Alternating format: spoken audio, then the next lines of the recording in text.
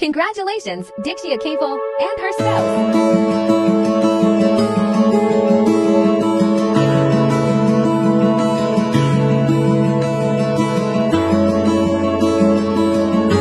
first of all Diksha तपाईको visa लाग्यो धेरै धेरै बधाई छ तपाईलाई अनि तपाईको यहाँ एक्सपिरियन्स कस्तो रह्यो थोरै शेयर गरिदिनुहुन्छ भइहाल्छ नि हैन मेरो एक्सपिरियन्स चाहिँ राम्रो भयो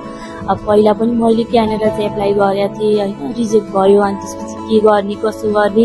भन्दा चाहिँ अब राजेश खरेल सर हुनुहुन्छ यो कन्सल्टेन्सीको अब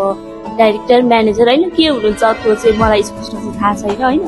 अनि उहाँले चाहिँ मलाई कन्सल्ट गर्नुभयो बीएक्सएल एजुकेसन कन्सल्टेन्सी छ एकचोटि आऊ हामी फ्रेन्डली छौँ हामीले चाहिँ गर्नुपर्ने सबै हामी गर्छौँ डेनमार्कको लागि चाहिँ तिमीलाई टाइम छ अझै पनि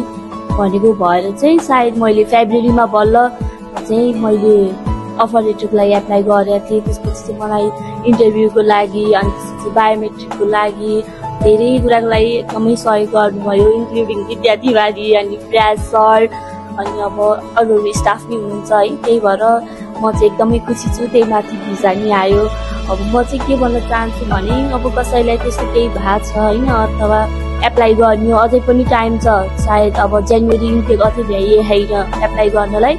जनवरी इन्टेक 2025 को लागि चाहिँ डेनमार्क एप्लाई गर्न चाहनुहुन्छ भने हाम्रो बीएक्सएल एजुकेसन कन्सल्टेन्सीबाट गर्नु होला धन्यवाद धेरै धेरै धन्यवाद मैले बीएक्सएल कन्सल्टेन्सीबाट एज अ डिपेन्डेन्ट भनौँ न भिजा एप्लाई गर्दाखेरि यहाँबाट चाहिँ साथ सहयोग सबै कुराहरू एकदम राम्रोसँग पाइयो र भोलि बिहान चाहिँ भोलि अब तपाईँको जनवरी इन्टेकको लागि पनि यदि कसैले पढ्नको लागि डेनमार्कको लागि एप्लाई गर्दै हुनुहुन्छ भने चाहिँ कहीँ केही नसोचिकन सिधै बीएक्सएल कन्सल्टेन्सीमा चाहिँ आएर चाहिँ कन्सल्टेट गर्नु र यहाँ आएर चाहिँ एप्लाई गर्नु हुन म सबैलाई अनुरोध गर्दछु यहाँको team member Rajesh sir Paresh sir as a whole team एकदम सहयोगी र राम्रो कन्सल्टेन्ट गर्नुहुन्छ त्यही भन्न चाहन्छु र यो कन्सल्टेन्सीलाई धेरै धेरै धन्यवाद दिन चाहन्छु हाम्रो एज अ डिपेन्डेन्ट भिजा आएको हुँदा धन्यवाद thank you so much sir